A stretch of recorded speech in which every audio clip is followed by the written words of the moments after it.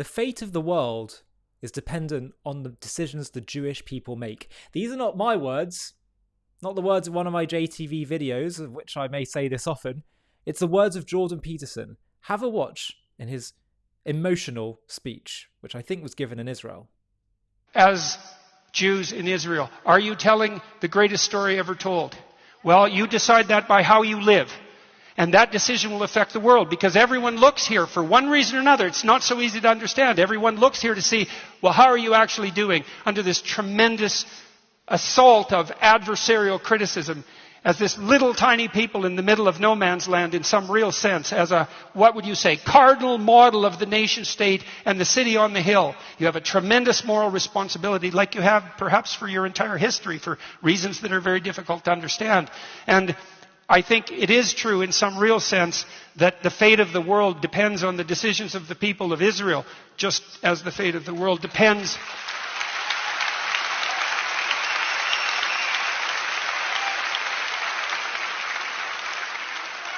just as the fate of the world depends on the decision of every individual. So you make yourself a shining light on the hill, right? You attract people here because of what you're capable of doing. You show the world what the holy city could look like, because we need it. We need it, and it's up to you to do it. Thank you very much.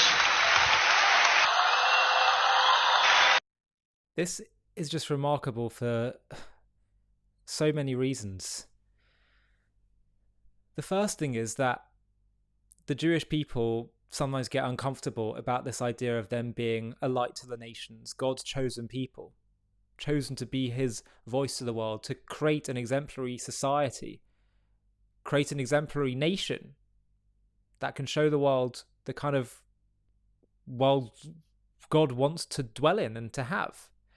And we sometimes push back on that. We say, no. But when we hear a non-Jewish person say it, especially someone of influence, suddenly we can hear it because we see actually that the world is crying out for it. The world is crying out for us. We're worried that it's going to seem like it's some kind of claim of supremacy. That's not what it's about. It's about a position of responsibility. It's about a position that we were chosen for. We didn't do the choosing.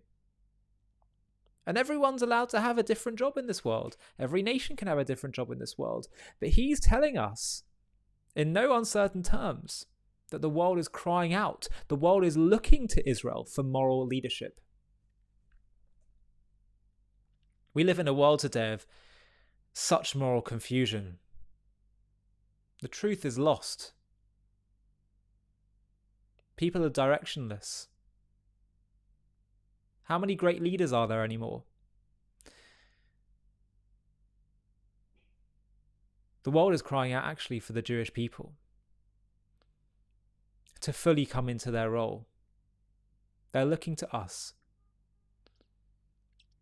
And they don't look to us primarily to see what the latest scientific innovation we can have, or to see that we also can be a democracy, or to see that we can even be resilient, which of course undoubtedly points towards the divine providence that has guided our history. Because tell me, how else can a people that are so few in number, scattered all over the world throughout most of their history, and intensely persecuted, not only survive but transform the world's values, where the majority of the world today worship the God of Abraham, and many of the subscribe to so many of the values that come from that principle, that we're all created in God's image.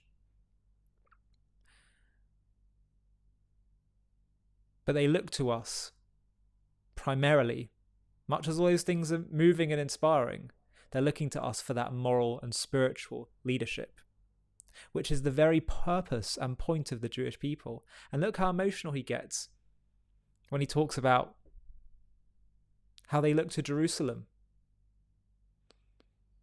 The Jewish people are meant to be a nation of priests. It's not surprising that after 2,000 years of persecution, we're a bit shy of that role, or we're concerned that actually that's not going to lead to any good.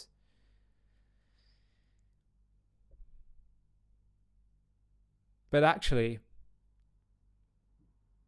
much as the world has sometimes kicked and screamed about our role and who we are, they're finally coming to realize that they so desperately need God's morality. And so far from this being about a talk about, bragging about the Jewish people's role, far from that, or saying, look how wonderful it is that we're getting praise from non-Jewish thought leaders like Jordan Peterson. No, actually, the point is this should be a rallying call, a rallying cry for us to realize how much the world is waiting to hear from us, to learn from us.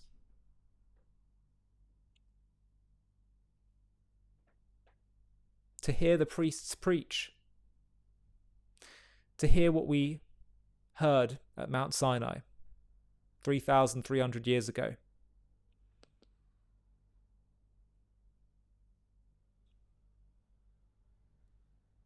The crazy thing is that we don't even truly appreciate just how much power and influence and desire the world has for us, and to understand how much they would truly respond positively and with enthusiastic embrace if we were to do exactly what we were called to be.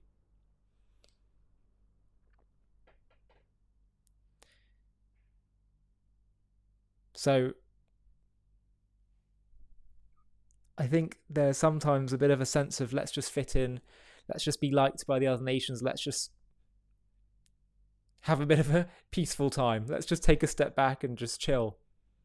Can't we finally just fit in? But the truth is, I don't know if you've noticed, they won't ever let us just fit in. And that has sometimes been for ill,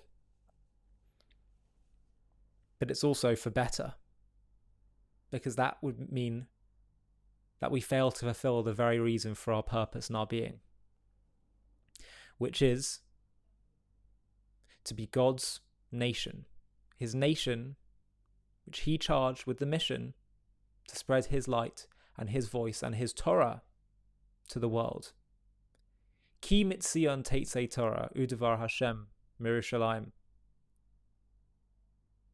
The Torah will come forth from Jerusalem. And it only comes forth when the Jewish people fully embrace and share it with the world. They're waiting for it. They're desperate for it. Hi, thank you so much for watching. To watch another one, click here. To stay up to date with all our content, click here to subscribe. And if you're able to, you can help support JTV to grow and grow by clicking join below this video, where you can become a member and get perks including early access to videos and private live discussions with me. But most of all, you'll be partnering with us on our mission to change the world.